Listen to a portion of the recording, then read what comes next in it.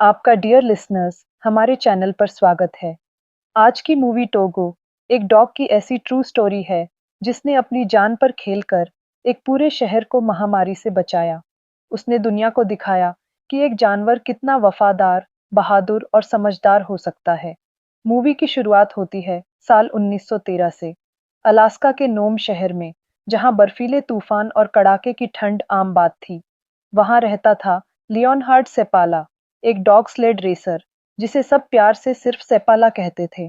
सेपाला के पास कई Siberian husky dogs थे, लेकिन एक था जिसे वो बिल्कुल भी पसंद नहीं करता था। उसका नाम था टोगो।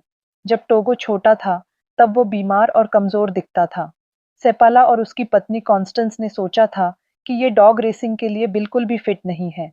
सेपाला उसे शैतान तक कहता था, क्योंकि टोगो हमेशा उसके काम में अड़चन डालता था।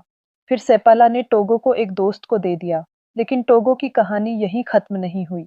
कुछ ही समय बाद टोगो खिड़की का कांच तोड़कर भाग निकला और सीधा सेपाला के ट्रेनिंग ग्राउंड पर पहुंच गया, जहां वो अपने दूसरे डॉग्स को ट्रेन कर रहा था। हर बार जब सेपाला अपने डॉग्स को ट्रेनिंग के लिए ले जाता, टोगो हर संभव तरीके से वहां पहुंच जाता। वो खुद को कमरे में बंद होने से बचाता, जाल के दूसरी तरफ निकल जाता, यहाँ तक कि एक बार विंडो से भी भाग गया। टोगो हर कीमत पर सेपाला के साथ रहना चाहता था। एक दिन जब टोगो फिर से भागकर ट्रेनिंग ग्राउंड पहुंचा, उसके पैर से खून बह रहा था। सेपाला ने उसे स्लेड पर बैठा दिया, सोचकर कि वो वहां बैठा रहेगा, लेकिन टोगो को दूसरे डॉग्स के साथ दौड़ना था। आखिरकार सेपाला ने हार मानकर उसे दूसरे डॉग्स के साथ जोड़ दिया, और फिर एक चमत्कार हुआ। सेपाला ने देखा कि टोगो की स्पीड दूसरे सभी डॉग्स से ज्यादा थी। वो हर बार सबसे आगे दौड़ता, जिसे देख सेपाला हैरान रह गया।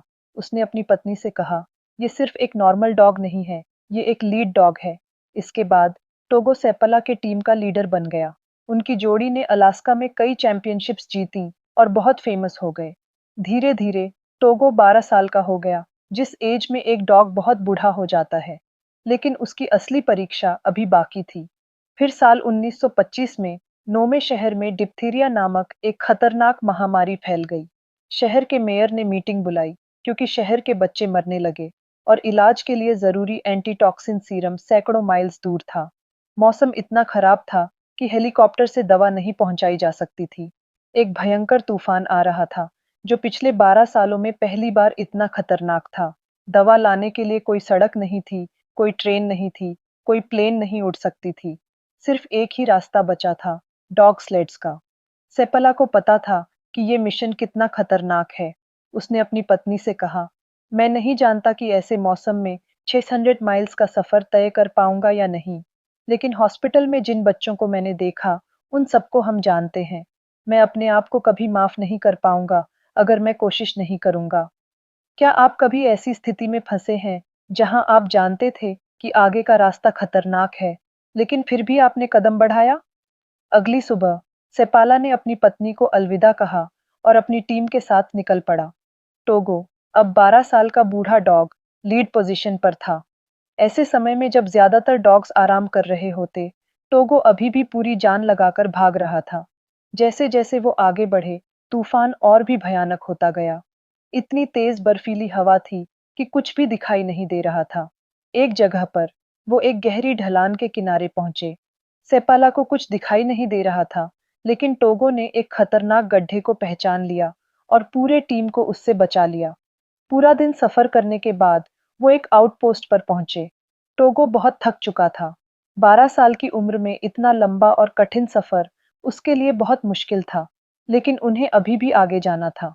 अगली सुबह वो फिर से निकल पड़े। नोम में बच्चों की हालत लगातार बिगड़ रही थी और हर मिनट कीमती था। रास्ते में उन्हें एक जमी हुई झील पार करनी पड़ी, एक ऐसी जगह जो बहुत खतरनाक थी। आइस किसी भी समय टूट सकती थी, लेकिन सेपाला को पता था कि अगर वो दूसरे रास्ते से जाते तो एक और दिन लग जाता, और वो समय बच्चों के पास नहीं था। सेपाला ने टोगो से आगे बढ़ने को कहा और ब्रेव टोगो पूरी टीम को तेजी से फ्रोजन लेक के पार ले गया। जब वो लगभग दूसरे किनारे तक पहुंच गए, तब आइस टूट गई और वो सब पानी में गिरने वाले थे। सिर्फ टोगो की क्विक थिंकिंग और इनक्रेडिबल स्ट्रेंथ की वजह से वो बच पाए। सेपाला ने टोगो को आइस के टुकड़े से दूसरे किनारे पर फेंक दिया और उसे खींचने को कहा। घायल होने के बावजूद टोगो ने अपनी पूरी ताकत लगाकर सेपला और बाकी टीम को सेफ्टी तक पहुंचाया। आप कल्पना कर सकते हैं, एक 12 साल का डॉग बर्फ और तूफान के बीच अपनी जान पर खेलकर अपने मास्टर और टीम को बचा रहा है। आगे बढ़ते हुए वो हेनरी नाम के एक आदमी से मिले जिसके पास सीरम था। यहाँ एक अजीब बात हुई। हेनरी और सेपाला एक दूसरे को मिस कर सकते थे क्योंकि तूफान में कुछ भी दिखाई नहीं दे रहा था। लेकिन टोगो ने हेनरी की आवाज सुन ली और टीम को रोक दिया जिससे वो मिल पाए। वापसी यात्रा में उन्हें फिर से वही फ्रोजन लेक पार करनी थी, लेकिन इस बार लेक और भी खतरनाक थी क्योंकि आइस पर पानी जम रहा था और हर कदम पर आइस टूटने का खतरा था। फिर भी टोगो पूरी टीम को तेजी से लेक के पार ले गया। अगली आउटपोस्ट पर पहुंचकर एक डॉक्टर ने टोगो को चेक किया और फिर वो रोने लगी। उसने बताया कि टोगो की हालत बहुत गंभीर है क्योंकि उसकी उम्र, थकान और कठिन परिस्थितियों ने उसे बहुत कमजोर कर दिया है। फिर भी अगली सुबह जब सेपाला ने उसे आराम करने के लिए स्लेड पर बिठाया, तो टोगो उठकर फिर से अपनी लीड पोजीशन पर आ गया। वो अभी भी अपना काम करना चाहता था। तूफान और भी भयानक हो गया था। सेपाला को रास्ता दिखाई नहीं दे रहा था। उसने टोगो से कहा, मुझे कुछ भी नहीं दिख रहा। अब तुम्हें ही हमें रास्ता दिखाना होगा और नेक्स्ट आउटपोस्ट पर पहुंचाना होगा। फिर सेपाला स्लेड पर खुद को कवर करके बैठ गया, जिसके बाद टोगो ने सेपाला की बात मानी और वो अंधेरे में बर्फीले तूफान के बीच आगे बढ़ता रहा जब तक कि वो सभी थक कर बैठ नहीं गए। जब सेपला को होश आई तो उसने खुद को रास्ते में रुके हुए देखा। वो टोगो के पास गया और उसे उठाते हुए आगे बढ़ने को कहा, क्योंकि अगर वो एक जगह पर लंबे समय रुके रहे तो वो सभी मारे जाएंगे। उसने फिर से टोगो को उठाना चाहा, लेकिन टोगो रिस्पॉन्ड नहीं कर रहा था क्योंकि वो बहुत थक गया था। फिर सेपला ने दूर एक रोशनी देखी। वो नेक्स्ट आउटपोस्ट थी जहां वो पहुंच चुके थे। टोगो ने न सिर्फ रास्ता खोजा बल्कि वहां तक टीम को सेफली पहुंचा भी दिया। इस आउटपोस्ट पर गनर कासिन नाम का एक और आदमी था जिसे सेपाला की वाइफ ने भेजा था, जो सीरम को नोम तक सेपाला के एक और स्लेड डॉग बाल्टो की हेल्प से पहुंचाने वाला था।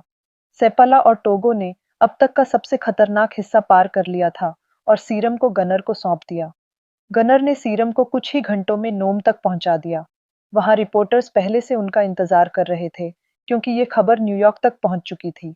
मीडिया ने स्लेड डॉग बाल्टो को हीरो बता दिया, जबकि असली हीरो टोगो था। गनर ने सिर्फ आखिरी कुछ माइल्स का सफर तय किया था, जबकि टोगो और सेपाला ने पूरे मिशन का सबसे खतरनाक और लंबा हिस्सा 600 माइल्स कवर किया था। क्या आपके साथ भी कभी ऐसा हुआ है कि आपके किए गए काम का क्रेडिट किसी और को मिल गया हो? कमेंट में बताना, क्या आप इससे रिलेट कर पाए? सेपाला को इस बात का बहुत दुख था। वो अपने घर के बाहर चला गया। उसकी पत्नी ने उसे समझाया, लेकिन वो खुद को दोष दे रहा था कि उसने 12 साल के टोगो को इस मिशन पर क्यों भेजा। उसकी पत्नी ने एक सवाल पूछा, जिसका जवाब सेपाला के पास नहीं था। क्या टोगो के अलावा कोई और डॉग ये मिशन पूरा कर पाता? दोनों जानते थे कि जवाब नहीं है। सिर्फ टोगो ही ऐसा डॉग था जिसमें ये समझदारी, साहस और स्ट्रेंथ थी। अगली सुबह जब सेपाला अपने बाकी डॉग्स को ट्रेनिंग के लिए ले गया, टोगो, जो अभी भी कमजोर था, लंगड़ाता हुआ उसके पास पहुंच गया। उस पल सेपाला को समझ आया, टोगो सिर्फ लीड डॉग नहीं बनना चाहता था, वो उसके साथ रहना चाहता था। उनके बीच एक अटूट बॉन्ड था। कुछ समय बाद जब टोगो ठीक हो गया, सेपाला उसे अपनी पत्नी और टोगो के बच्चों के साथ लंबी वॉक्स पर ले जाया करता था। अगले 2 सालों में टोगो के कई बच्चे हुए और इन डॉग्स को सेपाला साइबेरियंस नाम दिया गया, एक नई ब्रीड जो आज भी फेमस है। 16 साल की उम्र में टोगो की मृत्यु हो गई। उसकी मृत्यु के बाद भी सेपाला डॉग्स के साथ रेस और ट्रेनिंग करता रहा, लेकिन उसका दिल कभी भी उस जगह को नहीं भर पाया जो टोगो ने खाली छोड़ी थी। 2011 में टाइम मैगजीन ने टोगो को the most heroic animal of all time का टाइटल दिया। सच्ची कहानी जिसने साबित किया कि इस दुनिया में सबसे वफादार, ईमानदार और प्यार करने वाले दोस्त कभी-कभी चार पैरों पर चलते हैं। टोगो की कहानी हमें सिखाती है कि कभी भी किसी को उसकी अपीयरेंस या शॉर्टकमिंग्स से जज नहीं करना चाहिए। कभी-कभी जिसे हम कमजोर समझते हैं, वही सबसे मजबूत निकलता है।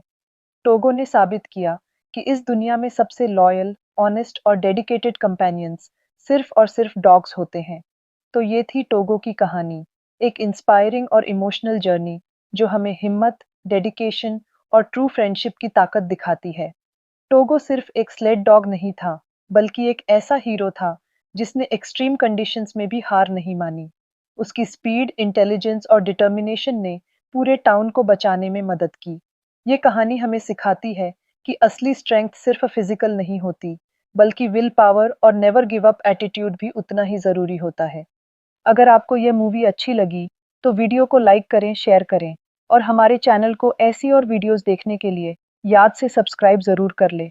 फिर मिलते हैं नेक्स्ट वीडियो में। तब तक के लिए goodbye my dear listeners.